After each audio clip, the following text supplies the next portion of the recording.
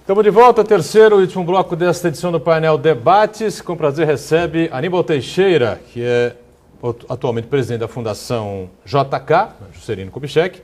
Foi ministro do Planejamento, no governo de José Sarney, 87 e 88, 1987, 1988, não é?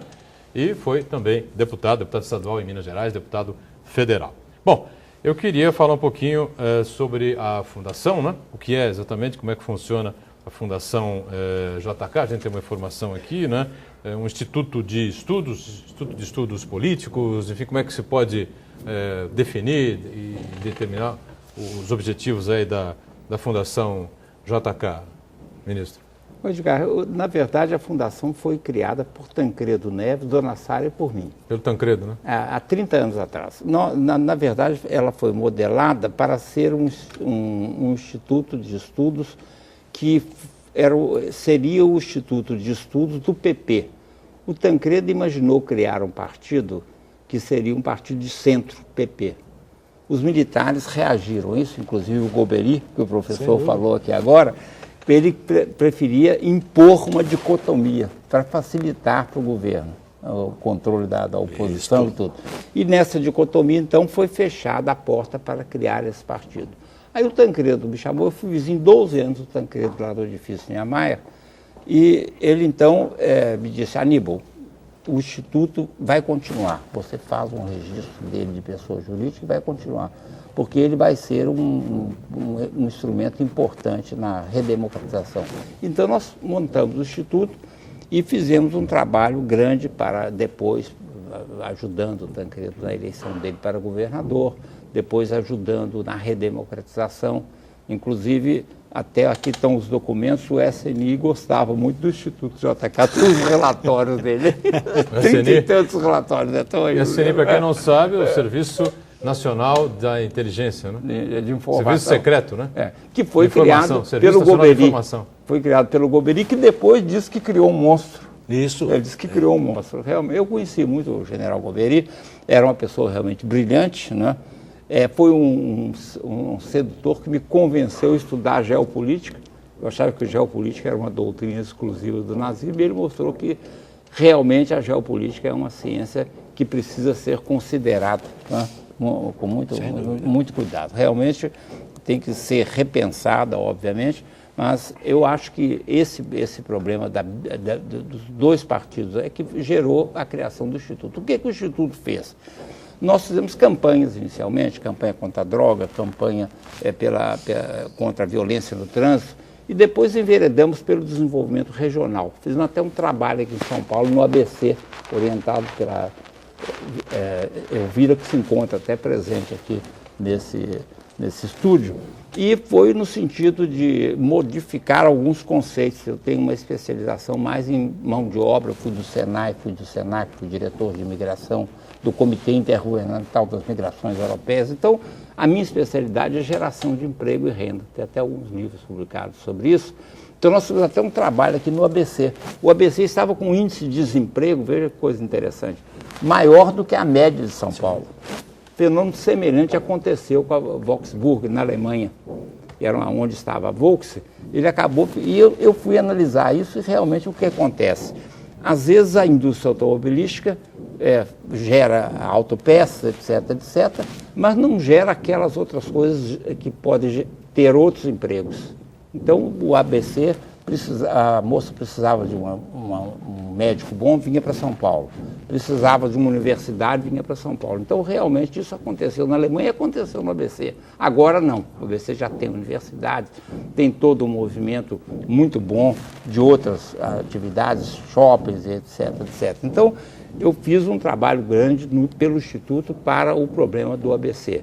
Fizemos isso para o Espírito Santo, fizemos isso para Santa Catarina, criamos aquelas cadeias produtivas que hoje são vitoriosas no mundo, no Brasil. Frango, suíno, bovino não chegou, porque a atividade de bovinocultura é mais complexa.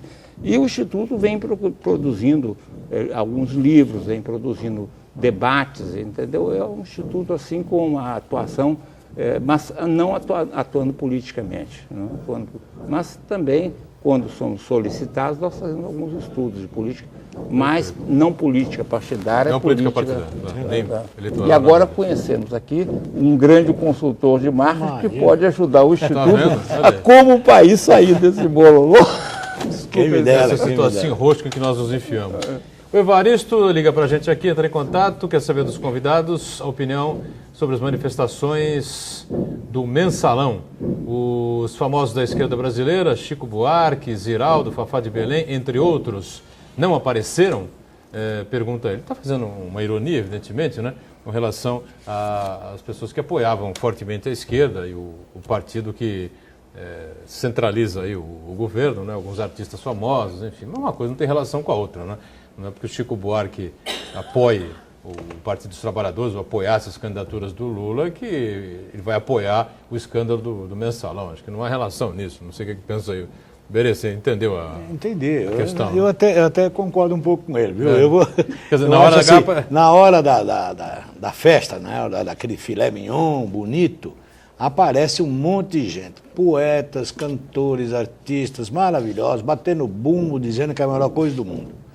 Quando isso começa a fazer água, as pessoas não se pronunciam, você nem encontra. Não estou encontrando nem o autor desse processo, que é o Lula, ninguém sabe nem onde ele está. Está uma brincadeira até, né? Que a Dilma teria pedido ao Obama, se pela investigação que eles fizeram aí, eles conseguem achar o Lula. Mas aí é curioso, porque esses artistas acabam também se autopromovendo. Porque se fossem definitivamente fervorosos acompanhantes de toda a política que foi desenvolvida, ia estar pondo a cara agora sim, e não ficar quieto no canto, não gravar mais nada, não aparecer mais em televisão. Quer dizer, essas coisas me parecem um pouco de oportunismo. Alguns artistas, famosos até que estão em novelas aí, já fizeram seu pronunciamento, com toda o gabarito que a situação exige. Foi lá e disse, me arrependo ou não me arrependo, acredito. Agora tem uns outros aí que sumiram. E aí eu concordo com ele, né? Não sei o que eles acham. Então, escondidinhos arroz. Uriel Vilas Boas entra em contato com a gente aqui e pergunta ao ministro Aníbal Teixeira como é que o ministro vê a colocação comum de nunca teve tanta corrupção nesse país como agora. Como era no seu tempo? Quer saber o Uriel Vilas Boas, que é um líder sindical, ex-vereador aqui na cidade também. O problema da corrupção todo mundo tem. Os países africanos têm um índice muito maior. Hoje tem a mensuração do índice de corrupção. O Brasil tem vulnerabilidades muito grandes.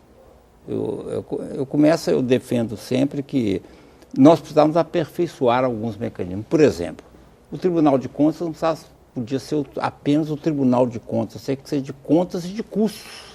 Você tem hoje recursos para poder ver o preço de 11 mil produtos e serviços e ter no computador. O deputado chega e diz, eu quero pôr uma ambulância no município, aparece um lobista, então é R$250, mas custa 70. Então a corrupção nasce exatamente da impossibilidade de ter elementos objetivos para a mensuração do preço. Então esse é um dos assuntos. O outro assunto são as emendas parlamentares, elas vulnerabilizam muito o Congresso, né?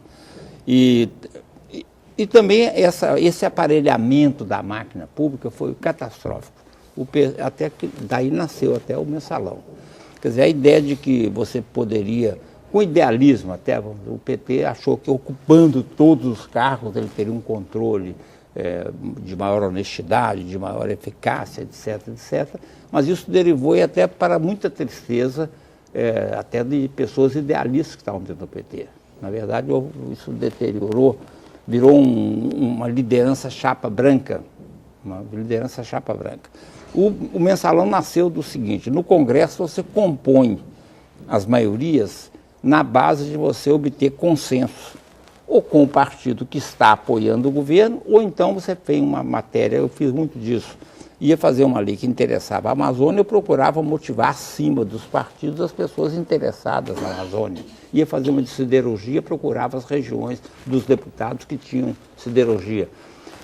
Por um pouco de comodismo, E o PT querendo aparelhar a máquina, em vez dele dar um ministério a um partido, ele comprava os deputados. Essa foi a grande origem do mensalão. Quer dizer, isso é um negócio sério, então ficava mais fácil fazer isso. Então, isso derivou, e até no problema do mensalão, existem até pessoas que fizeram isso por convicção doutrinária, não ficaram com dinheiro. Quer dizer, há uma separação muito grande no mensalão que, infelizmente, não foi considerada nos julgamentos. É que, realmente, alguns fizeram isso porque achavam que essa era a estratégia de poder do partido. Nessa linha de raciocínio, fica ou vem à mente aquela pergunta, não é? É possível, né, o grande líder deste partido, o Partido dos Trabalhadores que você acabou de citar aí, não ter conhecimento do que ocorria do lado da porta dele? Ricardo, deixa eu fazer uma colocação. Lógico que, para quem passou por lá, sabe melhor do que ninguém, a elegância do ministro é que me deixa aqui, entendeu? Embasbacado. Embasbacado. Porque não tem como, quando o brasileiro, e tem uma pesquisa divulgada pela Folha algum tempo atrás, dizendo assim, se eu tivesse lá eu também não perderia tempo. Então veja, essa coisa me preocupa culturalmente no brasileiro.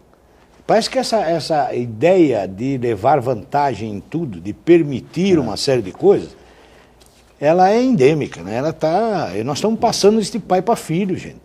E aí eu pergunto, quando é que isso vai parar? Aí você fala assim, o mensalão ele causou espécie pelo número de zeros que tinha. Mas, gente, o Congresso, e o ministro jamais vai, pela elegância, jamais vai concordar, mas o Congresso, nessa história do presidencialismo de coalizão, significa o seguinte, quanto custa o seu partido? Quanto custa os seus votos no Congresso? E eu pergunto, é possível, no presidencialismo de coalizão, um presidente vir a público e falar, eu não sabia? Assim como tem um processo andando, ele não sabia do seu próprio filho, que trabalhava no zoológico ganhando R$ 1.200, e hoje está aí com, pelo menos o inquérito correndo solto aí, dizendo que é milionário, então, aquele assim, que levantou 5 milhões. Isso é subestimar um pouco a inteligência do povo brasileiro. Deixa eu só fechar aqui, Iberê. A pergunta é justamente para você, o Carlos do Gonzaga, a gente agradece rapidamente, antes que a gente encerre. Professor Iberê, greves, manifestações, quebra-quebra, isso tudo ajuda ou prejudica a reeleição da presidente Dilma? Será que já dá para fazer uma projeção? Não dá não, espera um pouquinho, porque de repente amanhã começa a dar uns benefícios, o cartão Nossa Casa, como é que é? Nossa Casa, meu carro, meu aparelho de som, aí começa a coisa toda e aí nós vamos ter uma alteração. Isto é assim, tem que esperar. Lamentavelmente, essas manifestações, no meu ver, ela começa a se dispersar e perde um pouco de força. Ministro Aníbal Teixeira, ex-ministro do Planejamento do governo Sarney e atual presidente da Fundação JK, eu quero agradecer muito a sua participação, a sua presença aqui com a gente. Espero que um futuro não muito distante, o senhor volte aqui para debater e comentar os temas importantes da nação aqui do país. Obrigado, viu? Muito obrigado. É uma cidade acolhedora, um programa realmente de altíssimo nível. Muito obrigado. Eu queria depois que você me fornecesse uma cópia do programa para isso, eu levar lá para Minas Gerais. Está encarregado. Muito obrigado e é realmente um prazer muito grande, inclusive ter um debatedor desse nível aqui. Né? Obrigado, ministro Aníbal Teixeira. Berê, obrigado, viu? Um abraço. Obrigado a você que acompanhou a gente. O Painel Debates fica por aqui. Voltamos amanhã sempre às 1h30 da tarde, reprise às 8 da noite e às 22, né? O Painel Regional. Tchau.